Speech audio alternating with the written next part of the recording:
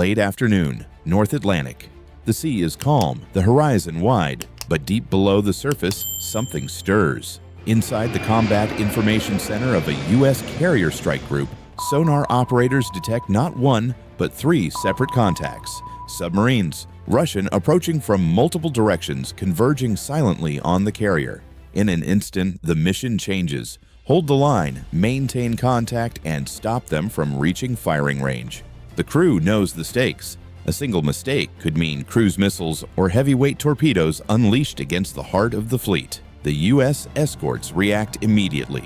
Destroyers light up their advanced sonar systems designed to cut through layers of ocean distortion. Helicopters lift off carrying dipping sonar and sonobuoys to pinpoint the contacts. On electronic charts, bearing lines multiply, a web of tension tightening around the strike group. The Russian submarines move deliberately, close enough to threaten, distant enough to test. Then, suddenly, one breaks pattern, accelerating straight toward the carrier. On sonar screens, its trace spikes violently. This is no longer shadowing. It is a challenge. Strategically, the danger is immense. A carrier strike group is the centerpiece of U.S. naval power. To lose one would be unthinkable. Militarily, politically, globally, every move is watched, every reaction measured. The Russians are not just probing defenses, they are rehearsing a strike, testing the very shield meant to protect the most powerful warship afloat. And then, the silence is broken again. An active sonar ping, loud and deliberate, echoing through the depths. A declaration, a threat. The standoff is no longer hidden. It has begun. The first signs of trouble came not from the horizon, but from deep beneath the sea. It was late afternoon in the North Atlantic when the carrier's Combat Information Center reported unusual acoustic returns on the towed array sonar. At first, operators thought it was a single submarine moving at periscope depth, shadowing the carrier strike group. But within minutes, the system confirmed not one but three separate contacts. They were converging from different bearings, approaching the carrier from multiple vectors. The immediate mission shifted: hold position, maintain sonar contact, and prevent any of the subs from closing to weapons release range. The sea state was calm, visibility stretched for miles, but under the surface, everything was hidden in silence. The tension in the command deck was immediate. A standoff had begun, and the crew knew the margin for error was razor thin. The U.S. escorts went to work. The destroyers tasked with anti-submarine warfare activated their AN/SQQ 89 V-15 sonar suites, systems designed to track enemy submarines through layers of temperature and sound that distort returns. Orders went out to launch MH-60R Seahawk helicopters, each carrying dipping sonar and sonobuoys to triangulate the contacts. Electronic charts lit up with bearing lines as operators classified the signatures. The Russian submarines were maneuvering deliberately, maintaining enough distance to test American response, but close enough to pose a real threat. In the Combat Information Center, the Aegis system linked every track across the strike group.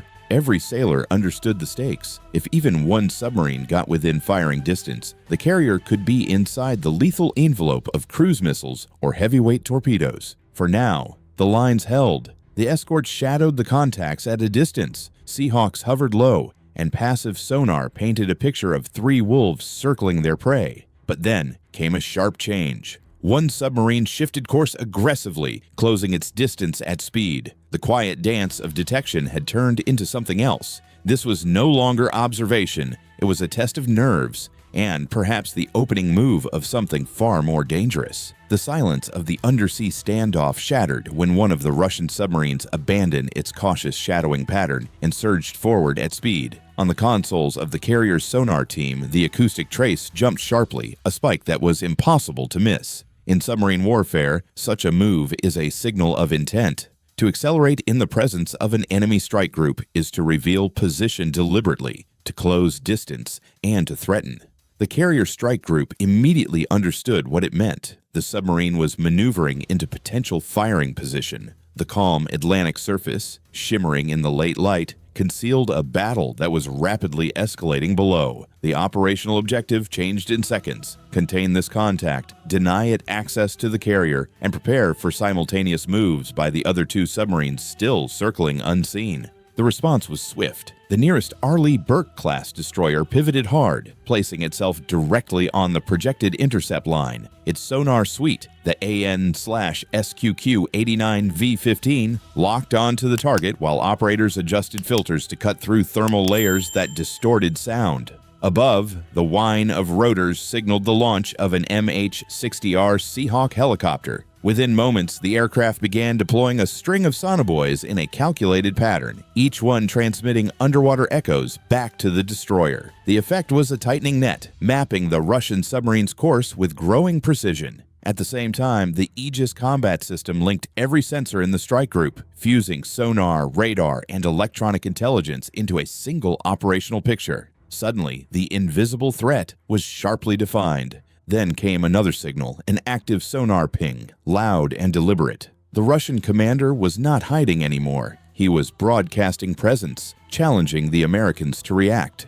Active sonar in such a standoff is more than a tool. It is a statement. It announced that firing solutions could be refined, that weapon release was within the realm of possibility. In the Combat Information Center, the carrier group's crew armed anti-torpedo countermeasures, ready to deploy decoys and acoustic disruptors at the first sign of a launch. Tension was no longer abstract. It was seconds away from combat. On deck, sailors moved quickly, securing lines and hatches, prepared for the shock of possible impact. Below, engineers monitored propulsion systems, knowing that a sudden high-speed maneuver might be ordered to evade. For several long minutes, the standoff held. The Russian submarine cut speed again, leveling off just outside effective torpedo range. Its maneuver had forced the Americans to reveal response times, tactics, and layered defenses. It had drawn escorts out of position and compelled airborne assets into full operation. Meanwhile, the other two Russian submarines maintained their approach,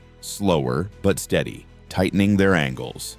And then the unexpected hit. Sonar operators reported bursts of acoustic interference sweeping across multiple frequencies. It was jamming, deliberate and precise, electronic warfare conducted from beneath the sea. In that moment, the fragile clarity of the tactical picture blurred. The Russians had made their opening move, and the game had entered an entirely new dimension. The sudden burst of jamming across the sonar spectrum transformed the standoff into a knife fight, fought in the dark. What had been a tense but manageable tracking operation now carried the risk of blindness. Acoustic interference flooded the operators' headsets, turning clean signatures into static. For the carrier strike group, the objective became urgent. Restore contact, prevent any submarine from slipping into firing range, and bring every available countermeasure into play. The sea itself was neutral, calm on the surface. But beneath it, the acoustic battlefield was shifting with every pulse. Commanders knew that if they lost track of even one submarine for more than a few minutes, the carrier's survival could hang by a thread. The U.S. Navy had prepared for such scenarios. Within minutes, a layered response unfolded. Destroyers deployed their own counter-jamming techniques, using variable depth sonar to cut below the interference bands and recover faint echoes. The MH-60R Seahawks adjusted their search patterns, dropping additional sonobuoys programmed with frequency-hopping modes to pierce through the noise. Each buoy acted as an independent ear, transmitting on different channels so that at least some could evade the jamming.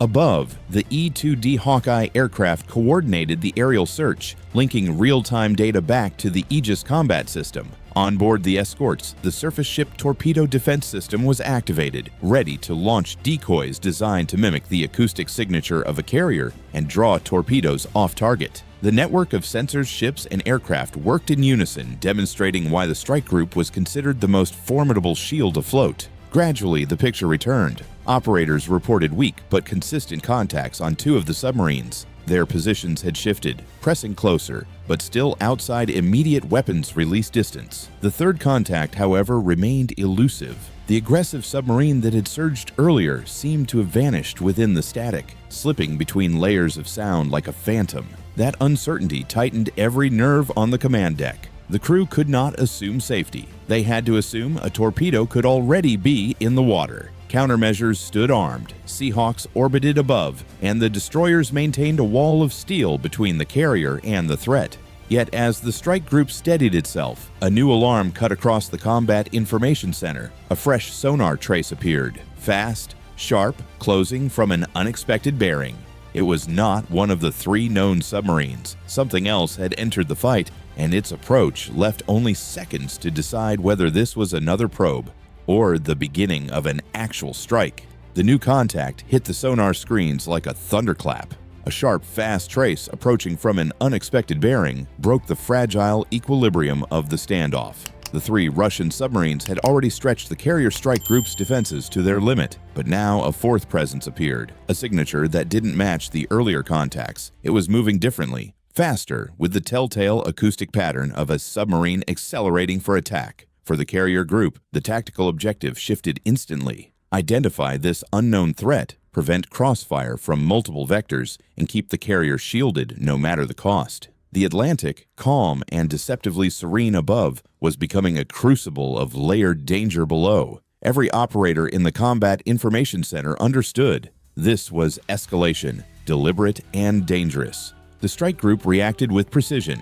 Destroyers pivoted hard, deploying to intercept possible torpedo paths. Variable depth sonar was lowered into colder layers of water, probing beneath the interference. Seahawks expanded their grid, dropping sonobuoys in rapid succession, each one transmitting bursts of data. The E-2D Hawkeye maintained overwatch, managing the aerial picture and ensuring no hostile aircraft or cruise missile launches coincided with the undersea battle. Onboard systems tracked acoustic anomalies, seeking to classify the newcomer. Within minutes, operators confirmed the chilling assessment. It was another Russian submarine, likely a fast attack platform moving aggressively into firing position. With 4 submarines now operating in close proximity, the balance tilted dangerously. The Russians were not merely shadowing, they were rehearsing a coordinated strike. At this point, the U.S. crews escalated their own defenses. The ANSLQ-25 Nixie-towed decoy systems were streamed astern, trailing behind destroyers like lifelines.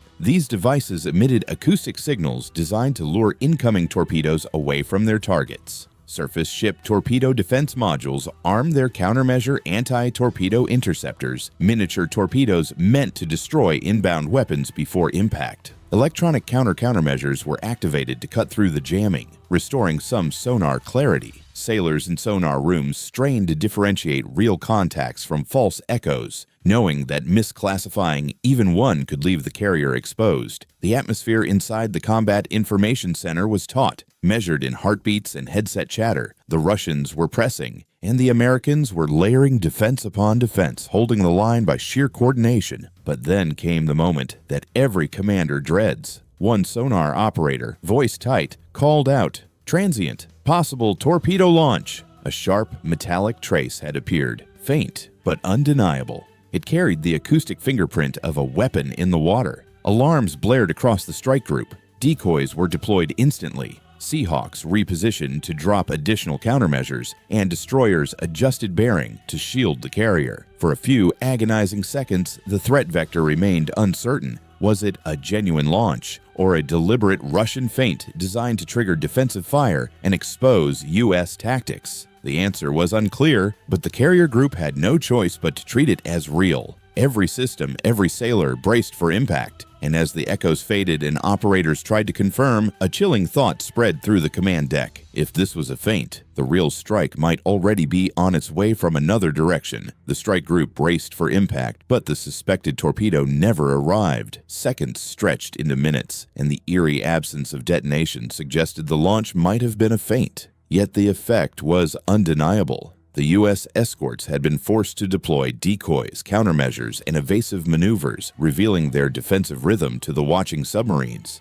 It was a dangerous position, burning through finite assets without clarity on the enemy's real strike. Commanders knew the Russians were probing, seeking to exhaust defenses before committing fully. The task at hand was clear: reverse momentum, force the submarines onto the defensive, and regain control of the undersea battle. The order came down: escalate with aggressive counter-tracking. Seahawks pushed deeper into their grids, dipping sonar directly into likely firing arcs. Destroyers executed coordinated pincer maneuvers, using variable depth sonar to box in 2 of the submarines. Passive arrays picked up subtle cavitation, the faint churn of propellers under stress, as one contact shifted course abruptly. A destroyer fired a simulated attack run, releasing exercise torpedoes programmed to track but not detonate. The message was unmistakable. The carrier strike group was not merely absorbing pressure, it was prepared to hunt. The psychological impact was immediate. Russian crews, suddenly under threat themselves, adjusted depth and bearing, breaking their tight formation. In submarine warfare, disruption of coordination is as decisive as a weapon fired. Meanwhile, electronic warfare specialists fought to claw back the acoustic picture. By alternating frequencies and deploying frequency-agile sonobuoys, they pierced portions of the Russian jamming. 2 submarines reappeared clearly on screens, their positions pinned. With targeting solutions solidifying, U.S. commanders authorized live Mark 54 lightweight torpedo drops from Seahawks. Sleek and fast, these weapons were designed to chase enemy submarines across layers of water, their homing systems resistant to countermeasures. The launches sent ripples through the sea, a declaration that the defensive phase had ended. Contact reports indicated evasive maneuvers, Russian submarines diving deeper, deploying their own decoys to confuse the weapons. Whether or not the torpedoes scored hits was less important than the shift in dynamics. The hunters were now being hunted. The tide had turned. For the first time in hours, the carrier group held initiative. Instead of reacting, they were pressing. Yet, even as relief edged into the Combat Information Center, no one mistook the situation for safe. The Russians had demonstrated coordination, boldness, and electronic warfare capabilities that could saturate even advanced defenses. And, as sonar screens cleared from the chaos of countermeasures, operators reported something chilling. One submarine, likely the most aggressive of the 4, was still unaccounted for. Its signature had vanished completely. That absence carried more weight than any contact. It meant a weapon could already be inbound, invisible until the moment of impact. The battle had shifted, but the final move was yet to come. The missing submarine haunted every screen and every headset. Hours of combat had left the carrier strike group tense but still intact, its layered defenses tested in ways few drills could replicate. Yet the most aggressive Russian contact, the one that had surged earlier and possibly feinted a torpedo launch, had disappeared completely. Silence at sea can be more menacing than noise. A vanished submarine meant uncertainty, and uncertainty meant danger. The operational priority became singular: locate the missing boat, neutralize the threat, and secure the carrier group's safe passage out of the contested waters. The surface was deceptively calm, the stars reflecting across the Atlantic, but below the waves, the hunt was far from over. U.S. commanders committed everything to the search. Seahawks pressed deep into their patrol patterns, dropping extended lines of sonobuoys programmed with wideband sweeps to cut through any acoustic cloaking. Destroyers shifted into a hunter-killer formation, moving in a broad arc to close possible escape routes. Passive sonar arrays strained for any trace of cavitation, while variable depth sonar probed beneath temperature layers that could mask a submarine's signature. At the same time, electronic surveillance aircraft scanned for periscope radar emissions or communications bursts. Piece by piece, the tactical picture was rebuilt. Then came the break. A faint, irregular trace just within range of the outermost sonobuoy. Operators triangulated quickly, confirming the contact. It was the missing submarine maneuvering at low speed, attempting to shadow the carrier from a blind angle. The response was immediate and decisive. A destroyer surged forward, placing itself between the carrier and the contact. An MH-60R Seahawk was vectored in, its dipping sonar lowered directly into the submarine's path. Once confirmation was solid, the order was given: prosecute the target. The helicopter released a live Mark 54 torpedo, its sleek form plunging into the sea, homing on the acoustic trail of the submarine. In the Combat Information Center, silence fell as every operator listened for the outcome. Moments later, the trace of the Russian submarine jerked violently, then fragmented into static before fading entirely. Whether it was destroyed or forced into an emergency dive was unclear, but it was gone. The immediate threat to the carrier was neutralized. Relief rippled across the strike group, but it was tempered by the reality of the encounter. 4 submarines had pressed close to a U.S. carrier coordinated in a way that revealed deliberate planning and advanced tactics. The defenses had held, but only through relentless coordination, layered technology, and nerve. The sea was once again quiet, but the silence carried new weight. For the sailors aboard the carrier and its escorts, the message was unmistakable. The battle had not been hypothetical. It had been a rehearsal, a demonstration of what might come in a future conflict. And as the strike group resumed its course, every radar operator, every sonar technician, and every commander knew the next confrontation might not end with the enemy fading into the dark. It might end with weapons fired in earnest. The clash beneath the Atlantic never erupted into open war, but it revealed just how thin the margin for safety has become on the world's oceans. 4 Russian submarines pressing close to a U.S. carrier group was not a random encounter. It was a deliberate show of capability, a rehearsal of tactics meant to test layered defenses and expose vulnerabilities. For the sailors on watch, the difference between drill and disaster was measured in seconds, and the outcome depended on calm coordination under pressure. Technology mattered. The sonobuoys towed arrays and anti-torpedo systems, but it was the judgment of human operators that turned chaos into survival. The lessons are sobering. Submarine warfare is not a relic of the Cold War. It remains one of the most dangerous arenas of modern conflict, where stealth and silence can outmatch speed and firepower. The Russians demonstrated that electronic warfare can disrupt even advanced sonar networks, while coordinated maneuvers can strain a carrier's escorts to the breaking point. The U.S. response showed resilience, but also revealed the limits of endurance. Countermeasures are finite, and the sea always offers concealment to those patient enough to wait. The risk is not hypothetical. In any future crisis, an encounter like this could escalate into lethal exchanges before diplomats ever have time to speak. Strategically, the message is clear. Great power navies are once again testing one another directly, probing defenses and rehearsing strikes just outside the threshold of war. Every exercise, every standoff writes the playbook for the next confrontation. And when the next clash comes, it may not end with submarines vanishing into the dark. It may end with explosions on the surface and lives lost in minutes. If you believe stories like this matter and that we must understand modern war before it happens again, subscribe, like, and comment to support the channel.